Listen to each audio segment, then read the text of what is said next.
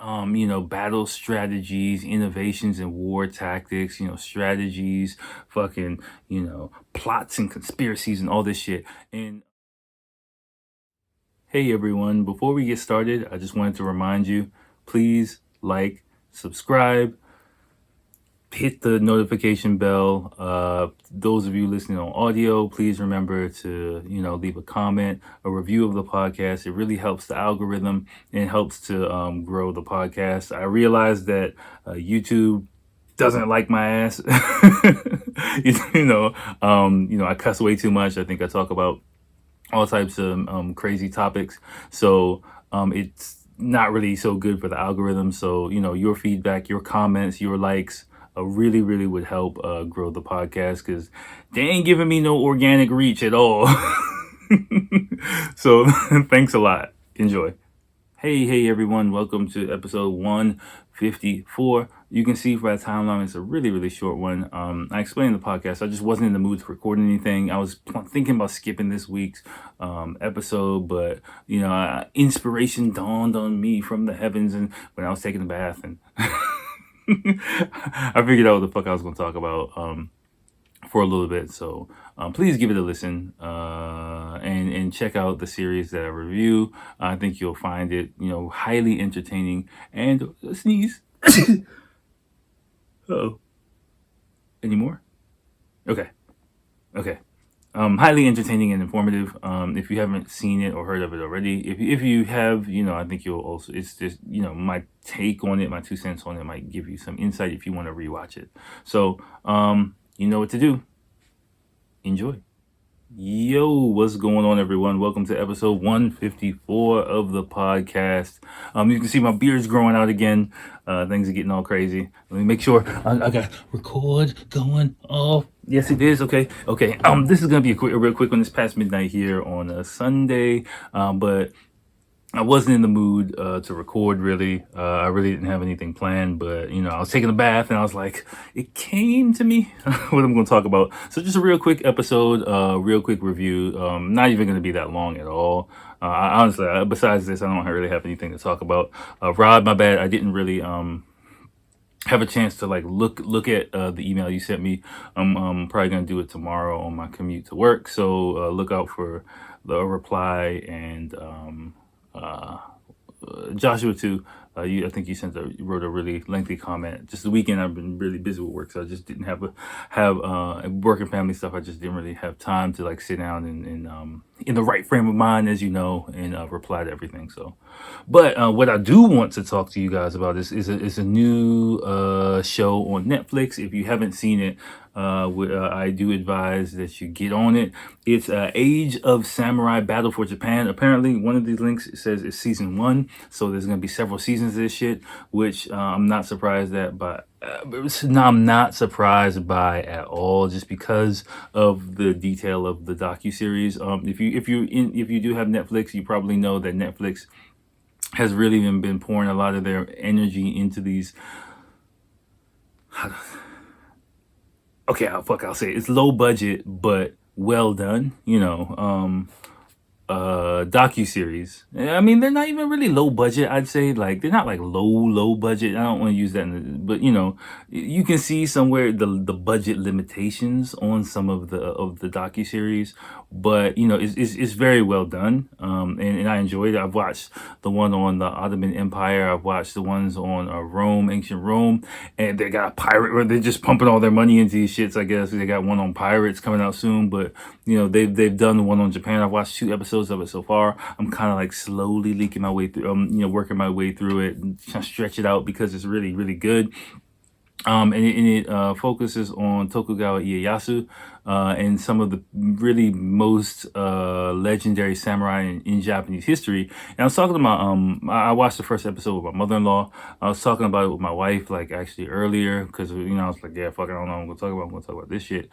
And, we were talking about it, and my mother-in-law watching, she was like, oh yeah, this is actually really easy to follow. And my wife, I was talking about it, and like, because basically this is kind of like the what's the word, the Cliff Notes version of the Warring States period in Japan, which is kind of the most legendary time, the time when samurai ruled Japan and fought for supremacy to unify the country and all that good shit, right? But it's actually really detailed, but it's easy to follow because they focus on the actions of the people, not so much on the intricacies of the political interactions and whatnot. Like on Japanese TV and stuff like that, they really go into the nitty gritty and people talking to. It's just people like talking to each other in tatami mat rooms for like half the goddamn time. But this is a lot of like fight scenes and this was what they actually did. And my wife said something really interesting. She was like, "Yeah, well." I was like, "Yeah, it's really easy to follow." And she's like, "Oh, yeah." She was kind of condescending about it, but but it's my wife, whatever. But she was like, "Yeah, because Japanese people, we study this shit like all the fucking time." Which on second thought, I would kind of like disagree with her a little bit, just because like that doc. I think it's just a. I'm not even gonna bring it up to her. I'll just let her have it. I think it's just a Western style of documentary making, because even with like historical figures and docu-series of historical figures in Western culture too, we kind of just focus on what they did, not really the intricacies of their interactions and, their relations and whatnot. We focus on the major events that happen, give details about those events and kind of like breeze through everything else. But Japanese kind of docu-series really focus on the in-between part so much. Like, yeah, they were talking for like fucking 6 months and they focus on all that, and then this battle happened or whatever, and then but we kind of focus on the action and the battle and shit like that, and that's where the bread and butter really is. Battle strategies, innovations in war tactics, strategies, fucking, plots and conspiracies and all this shit. And a lot of the people in this series, like I'm familiar with their names. I've heard them quite a bit. They're legendary figures in Japanese history. Let me make myself a note right now to hold on. Sorry to break the flow. But I want to put in I know a list I can use. 1 second. Sorry, YouTube people. But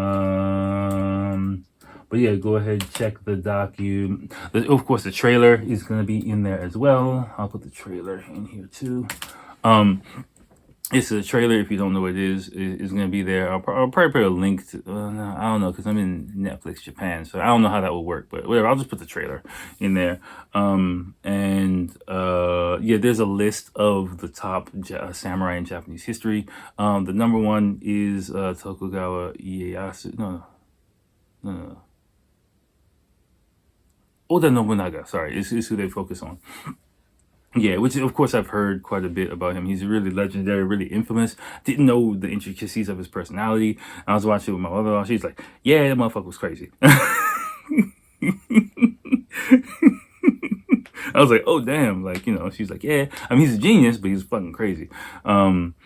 So yeah, that was really interesting to watch. It's really interesting to work my way through, and I've read his Japanese history book when I first got here. It made absolutely no fucking sense to me. Hear Japanese people talk about different types of people, watch docu-series in Japan, and it's kind of like the timeline gets really like muddled because you just hear about these people, and it's just so fucking confusing. But like watching it like laid out like this in a systematic way made it a lot. I'm like, oh, that's why this person. Oh, okay. Because you hear like fragments, like, well, this person was under this person and betrayed this person, and then you'll fast forward a few hundred years and hear about another person. And you're like, well, what the fuck? And you don't really understand the connection between them. But with this series, you kind of get that. Really, really well done. Again, the war scenes are not. You'll see the limitations of the production, but it's no fault in the series at all. It is what it is. I completely understand it. I would say one cautionary thing, and I had to break it down to because I've watched these type of. If you haven't seen this type of series before, I've watched them before, so I kind of did know one thing, and especially reading into these type of series. I'm a Discovery Channel kid. I watch a lot of fucking Discovery Channel, so they have a lot of they have a lot of opinions from scholars, most of them Western scholars, a few Japanese scholars, first off. But generally, the facts are pretty much well known, so it's not And I was kind of double checking with Japanese people, like, is this all right? Is this true? And yeah, basically the facts are the facts. But sprinkled in with that, you have to be careful because, and I was explaining this to my mother-in-law as we watched it, that there's also opinion mixed in with this. And since, the people, for me personally watching it, since a lot of the historians are non-Japanese historians, I kind of have to take their opinions with a grain of salt. First off, just because they're not Japanese. So just listen carefully if you do watch it, what is fact and what is opinion, and kind of separate the two from each other. That's one important thing, not fault of the series, but, I'll just say one thing to look out for. And me as well, I just kind of tend to try to stick to the facts and what happened. And, it's layered around, that's the core of the show in the series. And around that is the entertainment. And part of that is the opinions, the how these historians paint these people, in the narrative of their personalities and things like that. But you don't know that motherfucker. You weren't there, and you're not Japanese, so you don't really know the personalities of Japanese people as well as a Japanese historian might know. I'm not faulting the historian; they know their shit. But I'm just saying, like, I kind of take their opinions with a grain of salt for those two reasons. Another thing is the action scenes is really, interviews with historians interwoven between narration and action scenes. It makes it really entertaining to watch. But you have to be careful when you're watching it, because that's when the action scenes is when the Hollywood aspect of it comes in. You'll see, like, in the scenes, you'll see like a historical figure killing another historical figure, and I have to stop it and be like, wait, this person didn't kill this person, right? And they're like, no. Like, that's just Hollywood shit. I'm like, okay, I thought so. Of course, it's never really explicitly said that, well, this famous samurai in the heat of the battle found the other samurai general and killed that guy. It's not said that, but it's depicted that way, for dramatic effect. So you have those two kind of layers sandwiched in between, like a hardcore documentary. You got like the Hollywoodization of, the war, the battle, the conflict, whatever, and sandwiched in between like opinions from the historians. In the meat is the historical facts, but there's a really, really good balance of it. Don't let that discourage you. I'm just telling you, don't take the whole thing for face value. You have to kind of read between the lines a little bit and kind of distinguish between what is and what isn't. And that's what I do as I watch it. Same thing I've done with all the other documentaries as I watched it. Just listen carefully for the word choice of the historians especially, and I think you'll be fine and you won't be led astray. But generally, again, it's a really, really well done series. It's really, really entertaining. It brings to life, several of the more charismatic figures in Japanese history, and it highlights the significance of several of their achievements, their battles, things like that, in a way that, really was a bit, that always went well over my head, and so I really appreciate that, and I'm happy to see that there are probably going to be more seasons of this. I imagine so, right? Japanese history is so rich with fucking conflict, like. I just hate to say it. Was conflict everywhere, basically. But yeah, especially up to pretty much like I'd say the 19th century. There was just like conflict all over the goddamn place, so I'm looking forward to seeing, the timelines of several of these different things. I kind of have a feeling where they're gonna go with it after this. I'll just kind of just keep that to myself, and I'll let you know if I'm correct when it comes out. I would imagine another year or so, another season will come out. There were like 3 or 4 seasons of the Roman one, and if you're talking samurai, you're talking ninja. I mean, of course, ninja aren't really the westernized version of ninja. They talk about ninja a little bit, but mainly we're talking samurai. That's the main thing. But yeah, give it a look, give it a listen, give it a look, give it a watch, and you definitely will not be disappointed if you're into that type of shit.